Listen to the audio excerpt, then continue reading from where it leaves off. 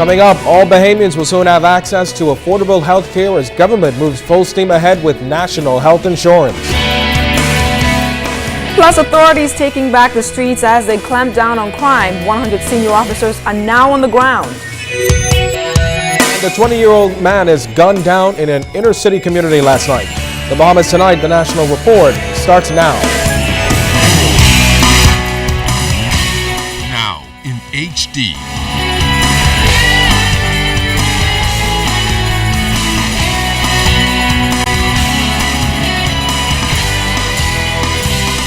ZNS Network presents The Bahamas Tonight.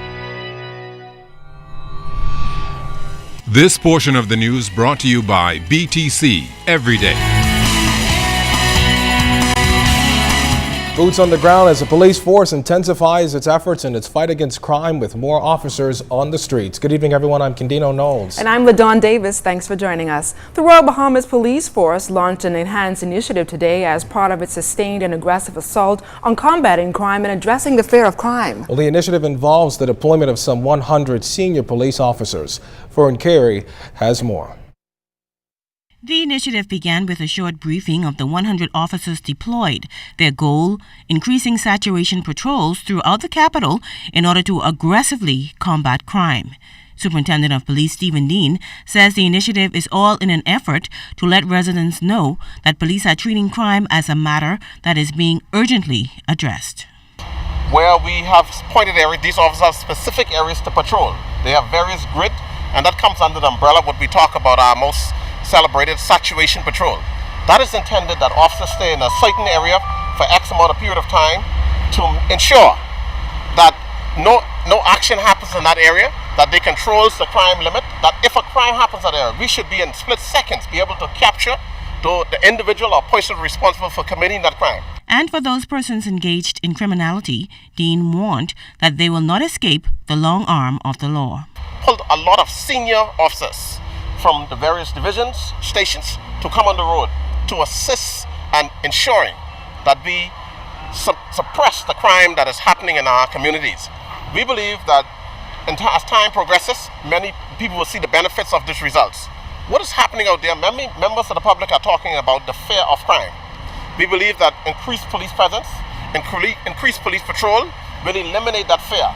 He also urged residents to step up their intelligence to police. Step up the phone calls that you're being given us. You have been helping us to solve a number of crimes. We want you to tell us where those guns are. We want you to tell us where those criminals are hiding. We want to tell you those persons who are thinking about getting involved in crime. And so we want to solve crime. We ask all the Bahamian people, this is time we reach a crossroad in the Bahamas. We need everybody to come on board. Fern Carey, ZNS Network News. Now, the increased saturation patrol comes on the heels of a recent crime wave which is taking a toll on inner-city communities. Just last night, another young man was gunned down, this time in Mason's Adation. It was shortly after 9 o'clock Wednesday night when police say they were alerted to the sounds of gunshots in the area of Mason's Adation. It was not long after when mobile division officers arrived on the scene and found the lifeless body of a 20-year-old man behind a home on Saxon's Way. Upon examination of the responding officers and EMS personnel, it was discovered that the deceased was shot to the back portion of the head. Assistant Commissioner Anthony Ferguson was on the scene last night overseeing the initial investigation. He told us that it was too early to determine a motive. The investigation is in its very early stages, but I am encouraged by the response that we are getting from persons in the area. Neighbors identified the victim as Dead Cat Alley resident Clarence Coakley Jr. The victim's brother and cousin were also on the scene trying to get close to the victim's body. However, officers prevented the two from seeing their loved one. Questioned about the victim being out on bail and being electronically monitored, the assistant commissioner responded saying, I would not want to verify that at the moment.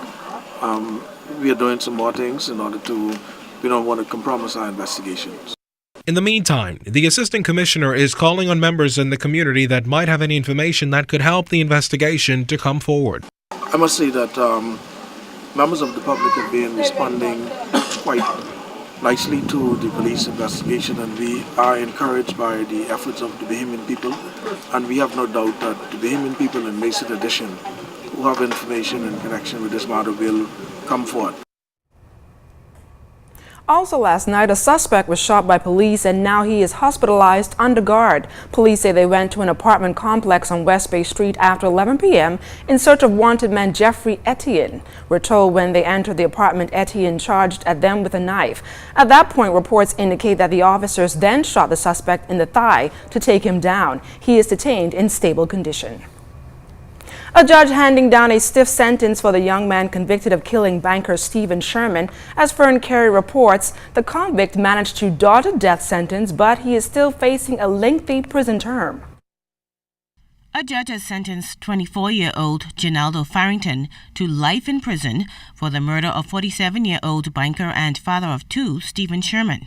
Despite the stiff sentence, the court still wasn't finished, also sentencing Farrington to an additional life term for conspiring with others to kill Sherman, and 15 years each for 2 counts of armed robbery. As the sentence was handed down, Farrington appeared calm as he stood in the prisoner's dock. Now, prosecutors were pushing for the death penalty. However, Justice Roy Jones noted that they had not followed proper procedure. During the sentencing exercise, Justice Roy Jones noted that Sherman's murder was heinous, cold-blooded, and a contract killing. He also indicated that 24-year-old Farrington has shown no remorse and continues to deny any involvement in the matter. However, he noted that Farrington has no previous convictions and has not broken any prison rules. Outside court, relatives of the deceased said they were hoping Farrington would get the death penalty. However, they were satisfied with his life sentences. Meantime, Farrington's attorney Muriel DeSeal has indicated that he will appeal. Fern Carey, ZNS Network News. Coming up, it's ecotourism from a very different perspective. Straight ahead, how our neighbors to the north are using renewable energy to revolutionize the industry. This segment of the news is brought to you by Shell Quality Fuels.